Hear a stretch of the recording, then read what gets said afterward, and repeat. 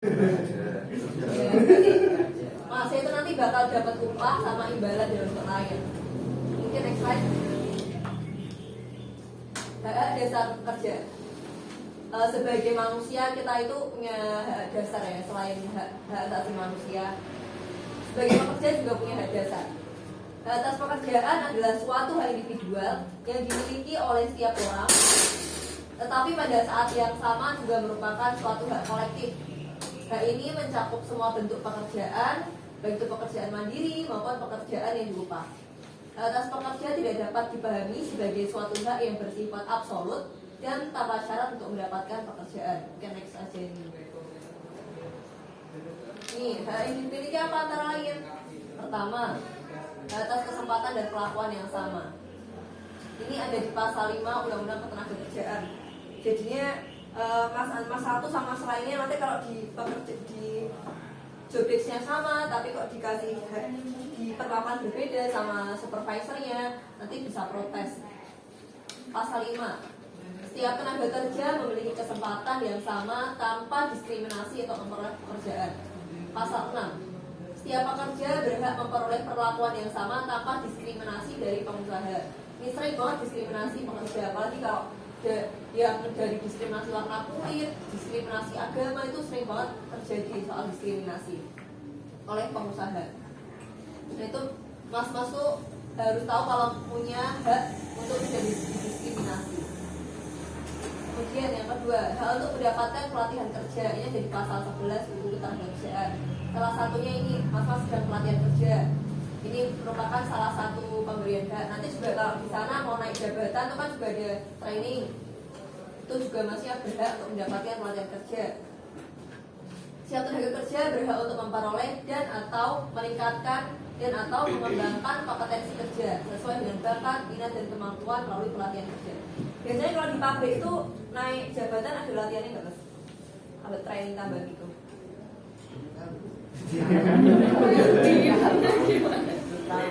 Gosip-gosip ya.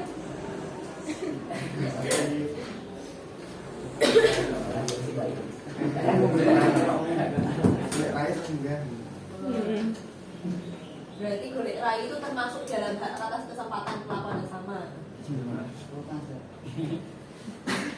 Terus hak yang ketiga, hak atas penempatan tenaga kerja. Ini ada di pasal 31 UU Ketenagakerjaan. Setiap tenaga kerja punya hak dan kesempatan yang sama untuk memilih, mendapatkan atau dipindah pekerjaan dan memperoleh penghasilan yang layak di dalam atau di luar negeri. Ini kalau daftar ke pabrik biasanya langsung ditempatin apa pilih? Pilih. Biasanya dikasih tempat. Ada yang milih, ada yang langsung tempatin. Jadi salah satu pemenuhan hak ini, hak penempatan tenaga kerja. Mungkin next slide.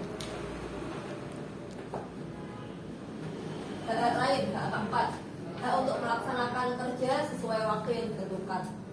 Waktu yang ditentukan tuh berapa? Ada beberapa poin.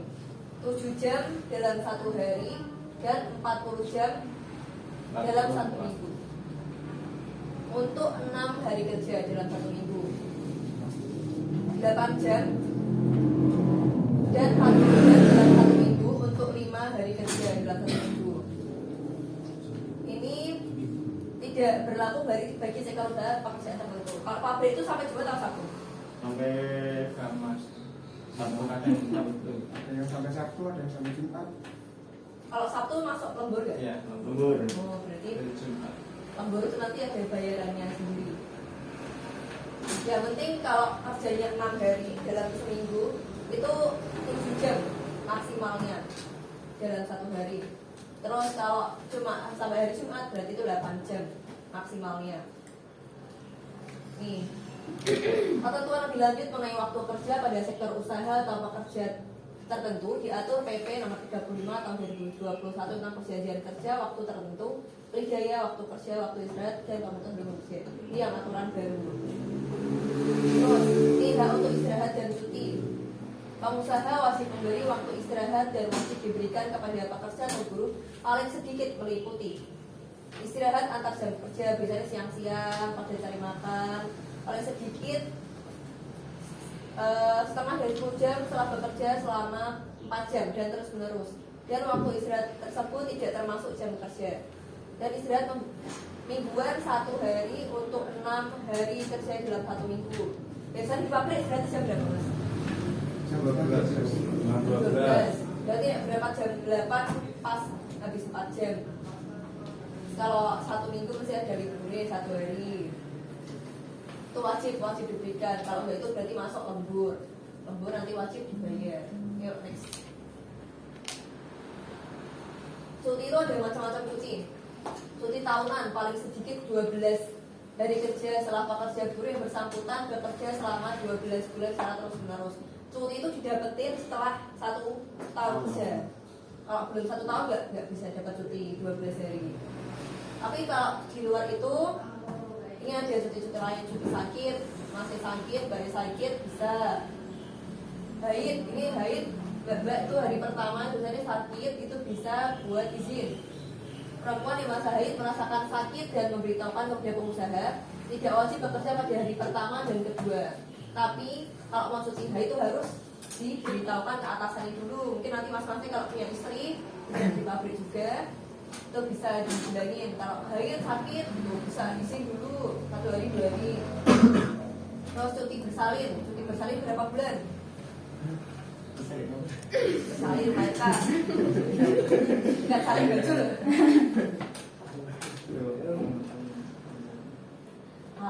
Kalau saat ini yang berlaku itu masih 3 bulan. 3 bulan itu pembagiannya 1,5 sebelum, 1,5 setelah melahirkan.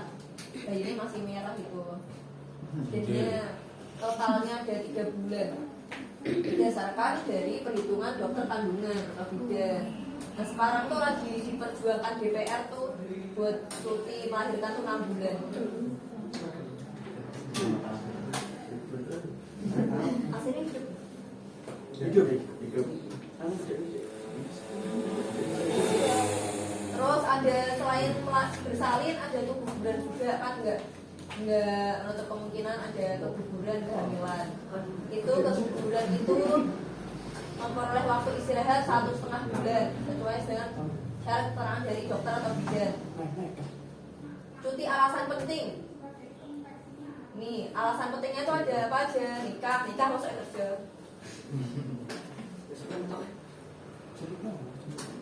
Terus menikahkan anaknya, mantu itu izin. Menghitankan anaknya juga boleh izin. Membaptiskan anaknya untuk yang Kristen Katolik. Istri melahirkan atau keguguran kandungan itu juga boleh menemani kalau nanti bisa mas-mas yang bisa. Suami istri atau orang tua atau anak atau menantu meninggal dunia itu juga boleh izin dulu. Terus anggota keluarga dalam satu rumah meninggal dunia. Jadi nikah ke anaknya, hitan ke anaknya, itu nanti boleh izin dulu. Ini mas-masnya kalau mau nikah hari Senin juga boleh izin. Besok bisa teko.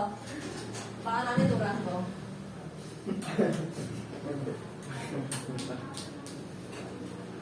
Terus next. Nih, hak untuk melaksanakan ibadah. Ini ada di pasal 8 Undang-Undang Ketenagakerjaan. Pengusaha wajib memberikan kesempatan yang secukupnya kepada pekerja untuk melaksanakan ibadah yang diwajibkan oleh agamanya. Nih, kalau kita wajibnya apa mas? Sholat, masih sholat ke nanti subuh? Betul. Ini Katolik, ini Mbak. Apa iya? Kita berarti naik duhur wajib? Sholat kan naik duhur? Berwayang ya. Ini duhur itu pekerja wajib ngasih waktu istirahat untuk sholat, malam, itu hak untuk melaksanakan ibadah. Jadi kalau yang Kristen Minggu atau Jumat sore itu. Sabtu Minggu, Jumat Agung. Terus hak atas keselamatan dan kesehatan kerja.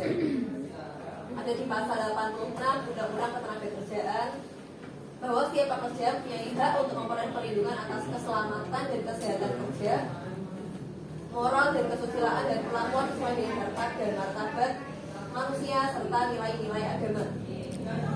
Nah ini Biasanya di pabrik ada SOP-nya kan, pakai apa? Kalau di pabrik biasanya apa mas? SOP-nya?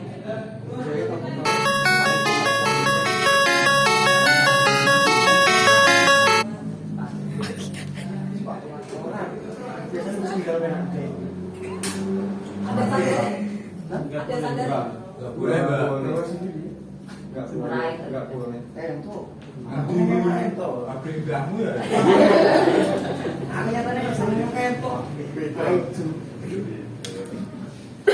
Berarti standarnya bawa sendiri dari pabrik? Apa pakai sepatu? Ya tergantung Di mana? Sini nafasnya umur berapa tuh? 18. 22.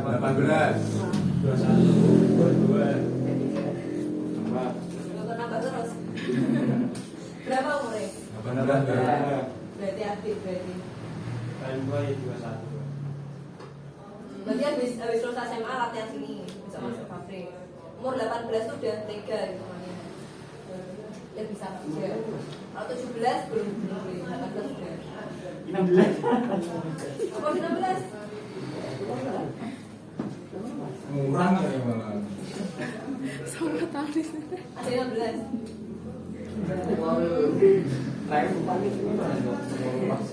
Kalau 18 boleh, 18 sudah boleh kerja. Biar bukan anak-anak lagi. Terus hak atas upah yang layak. Ini ada aturan barunya di PP nomor 36 tahun 2021. Setiap pekerja buruh berhak atas penghidupan yang layak bagi kemanusiaan dan berhak memperoleh upah yang sama untuk pekerjaan yang sama nilainya. Nah, supervisor kalau penjahit biasa beda kode begini. Nah, karena pekerjaan yang sama nilainya, gajinya kode, antara penjahit 1 penjahit 2 kode. Oleh karena itu, pengusaha wajib membayar upah kepada pekerja sesuai dengan kesepakatan yang berdasarkan PP nomor 36 tahun 2021 tentang pengupahan. Next. Hak atas jaminan sosial tenaga kerja. Ini UMR Boyolali berapa? 2000. 2 juta. Dan kalau di pabrik biasanya sesuai UMR apa naik? Sesuai. Kalau ada hiburan. Per lembur per jam berapa? 10.000 per jam. Kayaknya. Gorai bos, nggak ada.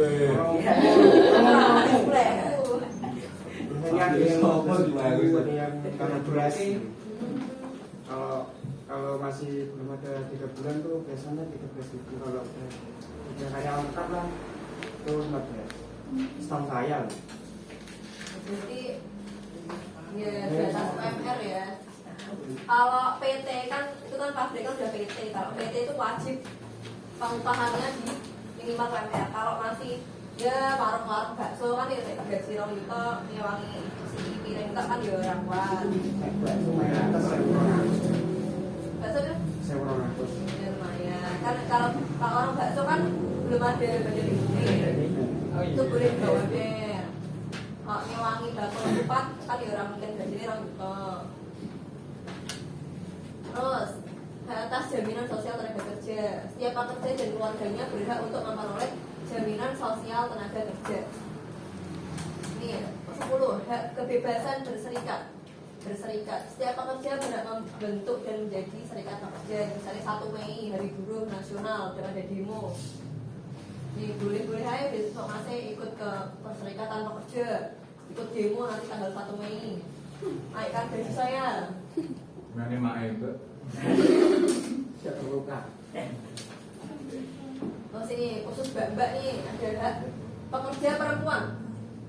Pekerja perempuan itu ada hak khusus. Pekerja atau perempuan yang dalam masa haid merasakan sakit dan memberitahukan pada pengusaha tidak wajib bekerja pada hari pertama dan hari kedua tadi. Terus istirahat melahirkan 1,5 sebelum dan 1,5 sesudah, ini berarti total 3 bulan. Terus yang keguguran itu dapat 1,5 bulan cuti. Yang anaknya masih menyusui dan harus diberi kesempatan sepatutnya menyusui anaknya. Jika hal itu harus dilakukan selama waktu kerja. Ini anaknya tiba-tiba rewel nangis sebelum pabrik, itu boleh keluar dulu. Menyusui anaknya. lama nih samain gitu. Terus next ini hak pesangon PHK. Nah ini dunia lagi krisis mas, dunia lagi ekonominya gonjang-ganjing. Jadi banyak yang apalagi pas awal pandemi. Batas pesangon dan bulan kerja, pengusaha wajib membayar uang pesangon dan penggantian masa kerja dan uang penggantian hak harus diterima. Kalau masa kerjanya kurang dari 1 tahun, pesangonnya cuma 1 bulan upah. Kalau 1 tahun tapi kurang dari 2 tahun, 2 bulan upah. 2 tahun kurang dari 3 tahun, 3 bulan upah. 3 tahun 4 tahun dan seterusnya. Kalau lebih dari 8 tahun itu upahnya dari 9 bulan upah. Ini penting tuh nanti kalau masih kena PHK bisa nuntut hak. Kalau enggak gini, biasanya pabrik-pabrik ini nakal-nakali. Biar enggak PHK, biar enggak bayar ini. Sering nunggu enggak soal PHK 2 kali, biar enggak ini pabrik Solo tuh banyak yang enggak dibayar pesangonnya. Soalnya 2 kali, mereka suruh bukan di PHK tapi mereka suruh resign, enggak dipanggil lagi. Ini nanti kalau amit-amit nanti pada ada apa di PHK bisa nuntut ini ke SPP ini. Kali ini juga buat apa ya, sangu lah nanti buat kedepannya. Next, uang penghargaan masa kerja. Selain upah tadi ada penghargaan masa kerja. Jadi kalau di PHK ada beberapa kategori uang yang dibayarkan. Selain tadi upah, ini masa penghargaannya. Tapi kalau penghargaan itu minimal 3 tahun. 3 tahun sampai 24 tahun tabelnya ini. Penghargaan itu yang ambil kayak surat apa pengalaman kerja itu. Nah, itu kalau itu mengantar kalau suratnya, kalau ini itu uang. Oh, Pak. Kalau gue wes kerja suwe, selain tadi yang PHK itu, selain pesangon dikasih ini penghargaan. Tak hargai, gue selokan kerja ini tak tambahi 2 bulan upah, ini wajib. Ini sampai lama nih penghargaan masa upah itu lumayan besar upahnya. Kali ini buat menghargai pekerja yang udah lama kerja. Ini buat ya sangu-sangu nanti nggak habis kerja ya. Ini susah cari kerja, COVID gini. Next. Ini antisipasi pelanggaran dan hal-hal penting yang harus disiapkan dalam menghadapi perselisihan hubungan industrial. Itu penting. Soalnya masalah di pabrik berhubungan dengan orang banyak. Atasan, bawahan, teman-teman sendiri pun nanti banyak perselisihan. Yang pertama, memahami dan menjalankan hak dan kewajiban. Haknya tadi, kewajibannya ya kewajibannya uang kerja ya kerja. Haknya tadi sudah dijelaskan. Kewajiban itu masih juga harus paham. Kewajiban itu yang sesuai yang ditulis di perjanjian kerja awal-awal kan itu tanda tangan. Ada kewajibannya apa aja. Kalau kalau lebih dari yang diperjanjikan tuh boleh itu protes. Kalau itu udah di luar job desk, luar gawean. Dokumentasi biasanya viral di internet kan cepat. Dokumentasi salah satu kunci dapat menuntut hak saat jadi pelanggaran perusahaan. Ini terutama saat menghadapi perselisihan hubungan industrial sehingga tahap pengadilan hubungan industrial. Sebab tanpa ada cukup bukti, perusahaan atau lokasi akan sulit dimenangkan atau setidaknya tuntutan yang diajukan beresiko gagal. Dalam banyak kasus, pekerja sedang mengalami hubungan kerja, ada kala luput mendokumentasikan seluruh dokumen kerja. Ini dokumentasi yang bisa dilampirkan itu antara lain surat perjanjian kerja. Itu yang biasanya di awal-awal sebelum kerja. Masih udah tanda tangan belum? Habis ini disalurkan apa masih lamar lagi? Soalnya disuruh PK gitu. Itu kan lama disuruh PK. Jadi kalau lama ya. Ya salurkan. Nanti tanda tangan jangan lupa. Tanda tangan kontrak. Itu disimpan baik hard file sama foto nih. Nanti kalau hard file hilang, buang dia masih punya foto nih, buat bukti. Terus kalau kontrak diperpanjang juga harus disimpan, harus cuma tempat yang aman. Terus PHK dan permanen kontrak ada seperti ini. Perjanjian kerja bersama, terus peraturan perusahaan itu wajib diperhatikan biar nggak melanggar dari aturan perusahaan itu sendiri. Slip gaji setiap bulan disimpan. Absensi ini penting. Nggak absen gaji ini kurang. Terus bukti-bukti lainnya kayak foto-foto pas saya dilanggar apa-apa itu bisa diambil bukti yang wajib disimpan. Next.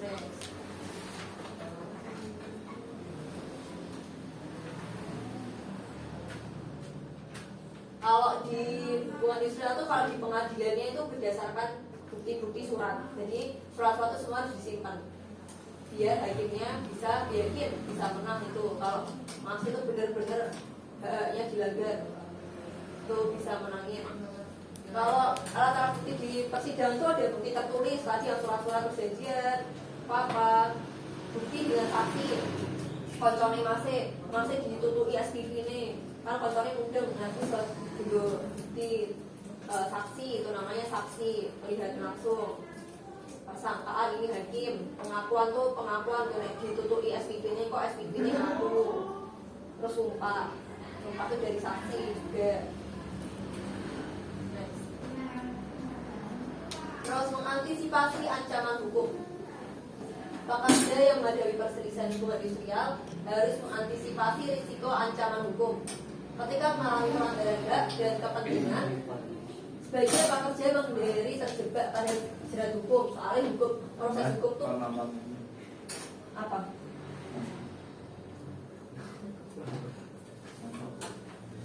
Soalnya proses hukum tuh lama banget.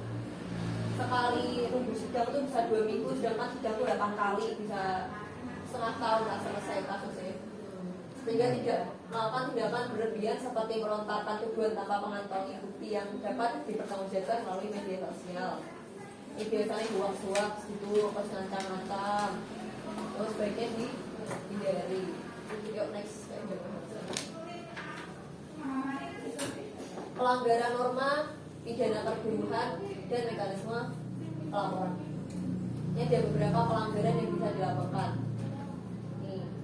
Upah di bawah ketentuan minimum pasar perdagangan tetap ada pasar-pasarnya.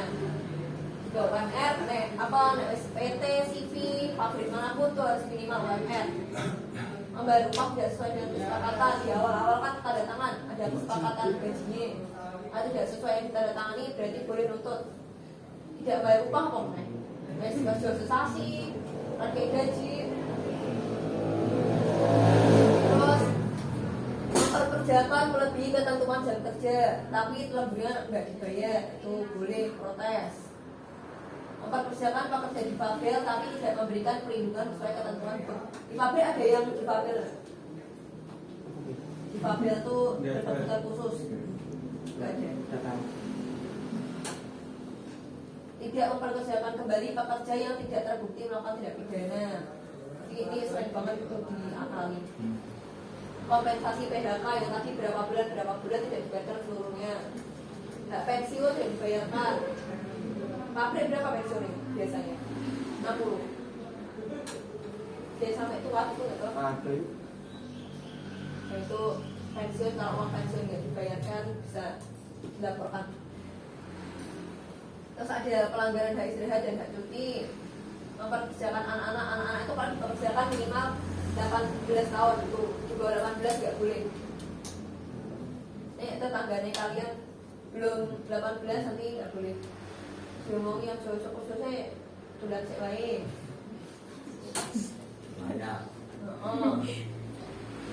Pelanggaran terhadap pekerja perempuan.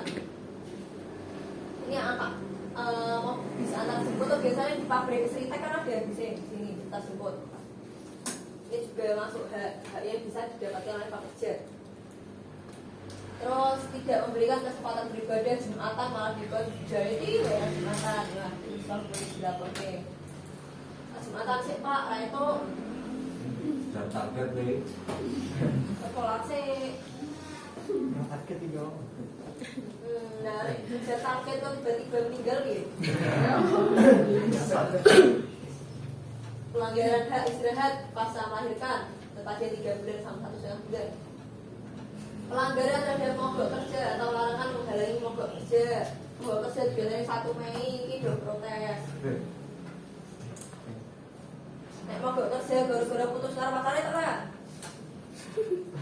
Asal hadir. Lemak. Saya itu mogok nek kuwi. Terus pelanggaran peraturan perusahaan. Pengusaha tidak memberitahu penutupan perusahaan. Pengusaha tidak membayar iuran BPJS, itu dia dapat BPJS ketenagakerjaan kalau udah resmi di pabrik. Tidak pidana kecelakaan kerja. Kalau ketenagakerjaan biasanya udah dapat kan? Dapat gak? BPJS. BPJS dapat. Dapat enggak? Aku enggak. Bisa. Kayak kok yang kali lapis apa? Nek kono lah. Bulan betul aku. Tapi kene to pabrik itu. Dan juga Sama kene. Sambil ini. Sambil. Iwan kami kan ke apa? Ambil ya. Kayak lapis. Kayu lapis mana? Mas? Anu mbak, lagi soal tiga. Lerong. Ya BPJS tenaga kerja itu biasanya dapat dari perusahaan. Buat nek loro, nek tiba-tiba ada kecelakaan kan bisa dibayar BPJS. Ya, next. Kalau pelapor kan di kepolisian pertama. Nek ditutui atasane, tutui koncone, otomatis lapor polisi sih. Jadi balas tuh gimana? Malah jadi gitu. Nek lapor ke polisi, gawa kowe pihak otomatis secara tertulis atau ditulis Pak Polisi saya menunjuk ini tulis ngot nang polisi dokumen pendukung slip gaji yang tadi laporan kontrak dan lain dokumen pendukung tertulis maupun digital foto-foto yang udah ada terbukti buat bukti video terus kontrolnya nonton pas jadi saksi dan iso perbuatannya terbukti tenan Mesio. Ini kalau di Jakarta Pusat itu ada Dinas Tenaga Kerjaan Kepolisian Daerah. Ini bagian dari lembaga kepolisian. Pada dasarnya Dinas Tenaga Kerjaan hanya berfungsi sebagai ruang konsultasi, membuat laporan di sentra pelayanan kepolisian terpadu. Tetap buatnya tetap laporan di polisi. Terus ini ada pengawas ketenagakerjaan. Selain kepada lembaga kepolisian RI, tindak pidana perburuan dapat dilaporkan kepada PPNS, penyidik pegawai negeri sipil, dari pengawas ketenagakerjaan dari Dinas Ketenagakerjaan Provinsi. Berdasarkan Undang-Undang Nomor 23 Tahun 2014 tentang pemerintah daerah, bla provinsi di pusat. Dinas nanti bisa dia pakai tidak sesuai dengan perjanjian bisa lapor ke Dinas Ketenagakerjaan Boyolali sana bisa.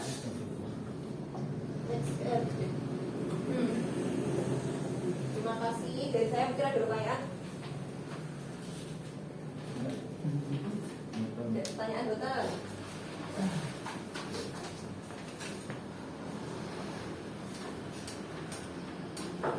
Dan kalau tidak ada pertanyaan, terima kasih dari saya. Wassalamualaikum warahmatullahi wabarakatuh. Waalaikumsalam warahmatullahi wabarakatuh.